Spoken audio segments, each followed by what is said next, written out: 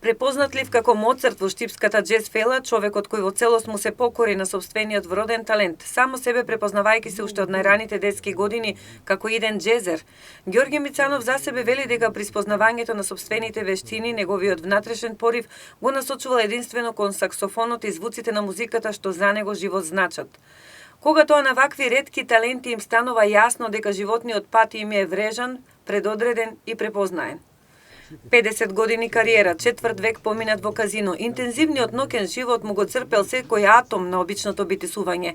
Животниот стил на Мицанов ниту еден миг не бил просечен. Неговите инспирации за композиции прелеани во досега 3 комплетни албуми секогаш доаѓале во многу различни моменти и катчиња од светските дестинации каде престојувал или пропатувал. Неговите хитови деновиве високо котираат на светските џез листи. Во моментов последните композиции од третиот албум на Гоце Мицанов се на топ листата во Соединетите Американски држави. Него мене одма ме заинтересира тај нов бран на џез, да не кажам, значи, тоа ми било малку како застарено, ја не сум можел никако да го засакам, знаеш. Мислам, мораш и тоа да го минеш.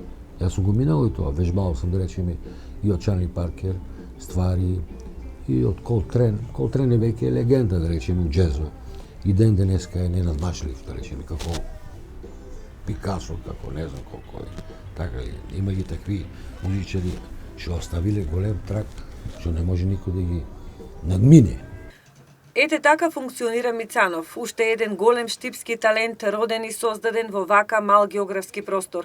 За дел од најсветлите моменти во неговата кариера му должи на Колтрен, Чарли Паркер, саксофонистот Голсон, Луис Амстронг и секако современикот Реј Чарлс.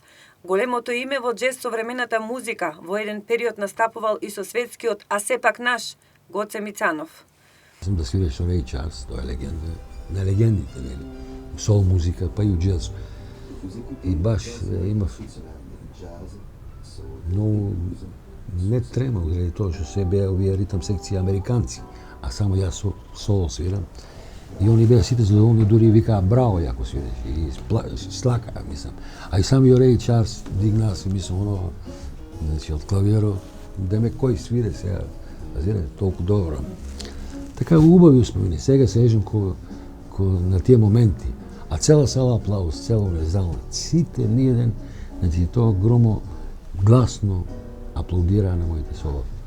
За виртуозот Гоце Мицанов и неговата пресудна улога за популаризирањето на џезот како еден од основоположниците на оваа музика ќе говори иднината и наследните гени на неговата многу талентирана ќерка Андријана Мицанова, која живее и твори во далечната Австралија. Наследниците на Мицанов на светско ниво се регрутираат уште во 8-та година од нивниот живот во сите позначени светски центри на музиката. Во моментов Норвешка е земјата каде се диктира ритмот на џезот во 21 век и таму знаат за нашиот Мицан, човекот кој продолжува да живее за џезот.